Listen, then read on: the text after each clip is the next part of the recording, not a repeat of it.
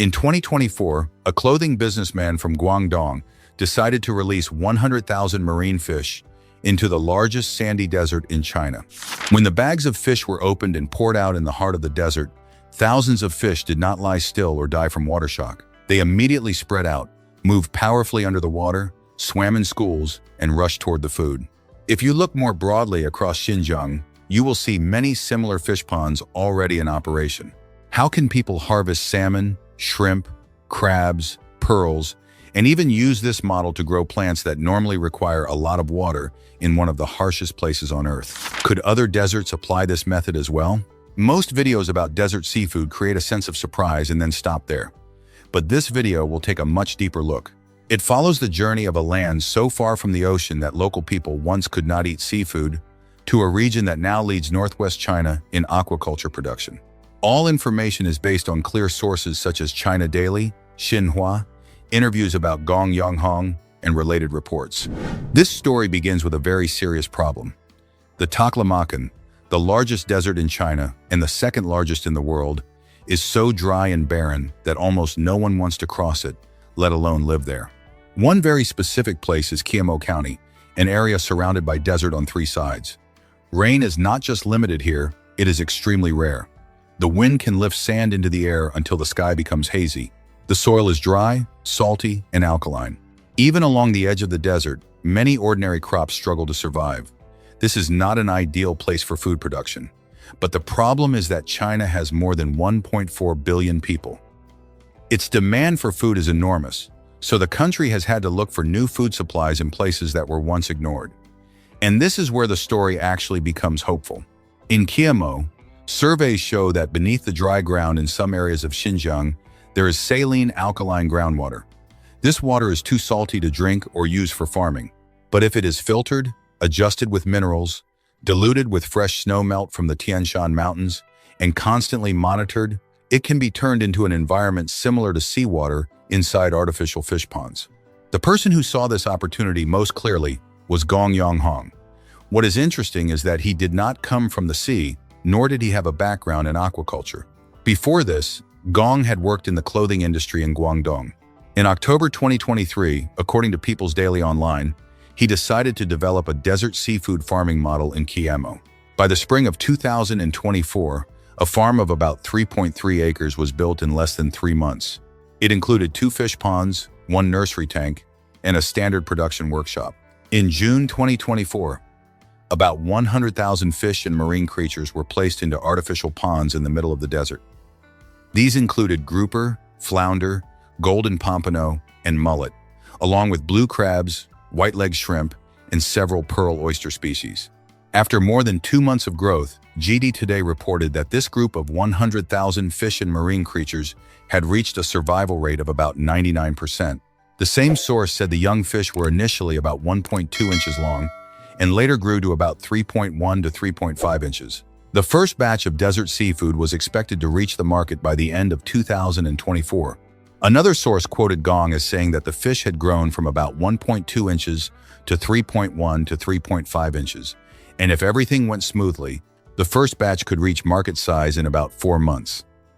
At first, they were only about the length of a pinky finger. After more than 2 months, Chinese media reported that many of them had grown noticeably, and the reported survival rate was very high. But this was only the first success. In the next part, we will explain how these fish did not die, did not go into water shock, and were still able to swim, eat, and grow. In fact, fish farming in Xinjiang did not just appear in the last few years. According to FAO documents, as early as 2000, Xinjiang's total fish production had already reached about 64,850 U.S. tons, of which aquaculture accounted for about 54,850 U.S. tons, roughly 1/4 of the current level.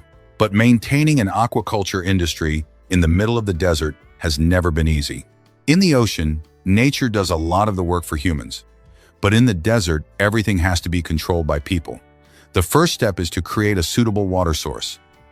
As we mentioned earlier, beneath the burning sands of Xinjiang, geologists discovered saline alkaline groundwater with a composition close to natural seawater, rich in salt and minerals.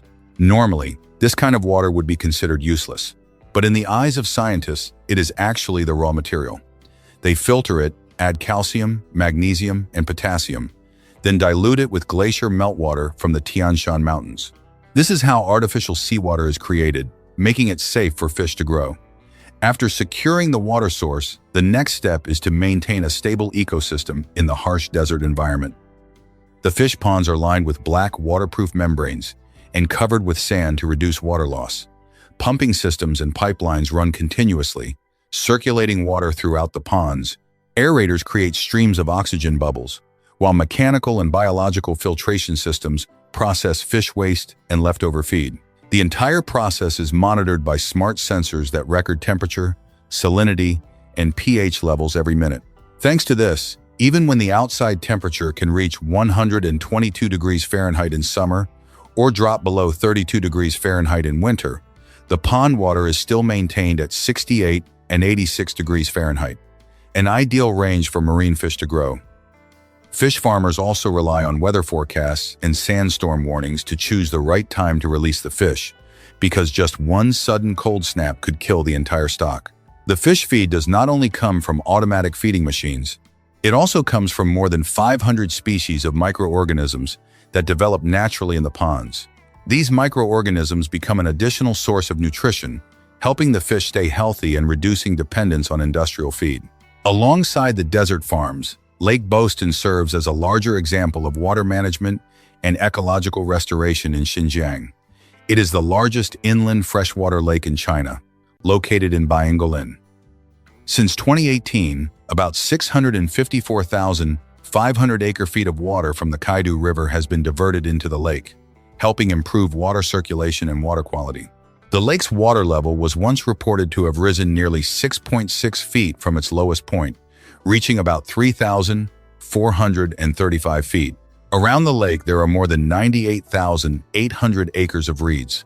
These reed beds trap some pollutants, provide shelter for aquatic life and wild birds, and help support the surrounding ecosystem. So far, the Lake Boeston area has recorded about 198 species of birds. Now you understand, right? But Qiemo is not the only story. If you look across all of Xinjiang, you will see that this place is not just home to one fish farm in the middle of the desert. It is forming a very unusual aquaculture network. And to make it easier to understand, we can divide it into three main types of models. The first type is turning natural lakes and cold water sources into cold water fish farming areas. In some parts of Xinjiang, the natural conditions may seem harsh, but they also offer a very rare advantage: cold, clean, oxygen-rich water. This is a suitable environment for fish such as salmon, sturgeon, or certain cold water species brought in from colder climates. Take Seirim Lake, for example. In the past, this place did not have northern whitefish. When this species was first introduced on a trial basis, the survival rate was very low. But after many years of improving egg incubation, fry care, and breeding facilities, the survival rate increased significantly. From a lake that had never had this species before, Seirim Lake gradually became an important cold water fish farming area. Another example is the area near the Tuoshigan River. There, the cold and stable spring water is very suitable for salmon because salmon need clean water, plenty of oxygen, and temperatures that are not too high. Instead of trying to raise fish in unsuitable conditions, people make use of the exact kind of water that nature has already provided. The ponds are built in rows, water flows through them continuously, and the fish are monitored from the time they are young fingerlings until they reach market size. After that, they can be packaged, transported by air, and delivered to domestic markets in a short amount of time. In other words, this is not a model of bringing fish into the desert and hoping they survive. It is a way of finding precious pockets of cold water in an arid region, then turning them into places for raising high-value fish. The second type is indoor farms in the middle of the desert. In places without large lakes or suitable rivers, people have to take a different approach. Moving the entire fish farming system indoors, this model is almost like creating a closed water world in the middle of the hot sand. In Hotan, people use modern tanks to control almost every factor: temperature, humidity, oxygen, water quality, and feed. Outside, there may be sandstorms, extreme heat, or sudden cold snaps. But inside the tanks, the environment is kept much more stable. Thanks to this, they can test different species such as crabs, crayfish, snakehead fish, silver cod, and softshell turtles. What makes this model worth noticing is that it does not depend too much on luck from nature. If it gets too hot outside, the system adjusts the temperature. If oxygen levels drop, aerators make up for it. If the water becomes dirty, the filtration system treats it. Everything operates almost like a biological factory, where water, fish, feed, and microorganisms all have to be tightly controlled. Of course, this method is much more expensive than traditional fish farming. It requires electricity, pumps, filtration systems, sensors, and a technical team. But in return, it allows people to farm aquatic products, even in places where almost no one previously thought it was possible. The third type is greenhouse farming for shrimp and marine fish using treated water. This may be the strangest direction, because it does not only involve raising cold water fish or freshwater fish. It also tries to bring marine shrimp and marine fish deep into the inland desert. In some areas, such as Alar, water that was once difficult to use for agriculture is treated, adjusted for salinity and minerals, and then sent into greenhouse ponds. Inside these greenhouses, people can raise South American white-leg shrimp, hybrid grouper, and several other high-value aquatic species. Instead of depending on the real ocean, they create an environment similar to seawater inside artificial ponds. The water is filtered, circulated, oxygenated, and constantly monitored. The temperature is also kept more stable thanks to the greenhouse system.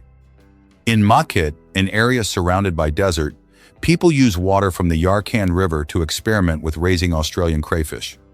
This is another example showing that Xinjiang does not rely on just one formula.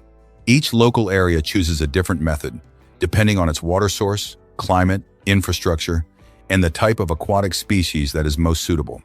We have been missing one important part of this story: the people who directly benefit from this desert aquaculture boom. First of all, that means the local residents. Think about it. In a place that was once seen as far from the ocean, dry and difficult for farming, people can now find stable work without having to leave their villages and move far away. In an interview with Global Times, a farmer surnamed Wang said he had started local aquaculture back in 2005. Today, he and several others are raising crabs using a reservoir-based model. Their products are mainly sold within Xinjiang, but demand has been quite strong. Ali Sawut, an employee at Junding Aquatic Products Development Company, said this job is close to home and provides a stable income of about $690 a month. In other farming areas, the income is only about $275 a month. Thanks to this, the income and quality of life for people in the region have clearly changed for the better. Businesses are also expanding. According to Xi Jinping, the company plans to build 2 more fish farms, raising annual production to about 660 U.S. tons of salmon and 220 U.S. tons of sturgeon. At the same time, it would create 50 stable jobs and about 200 flexible job opportunities. In 2024 alone, Xinjiang produced about 216,600 U.S.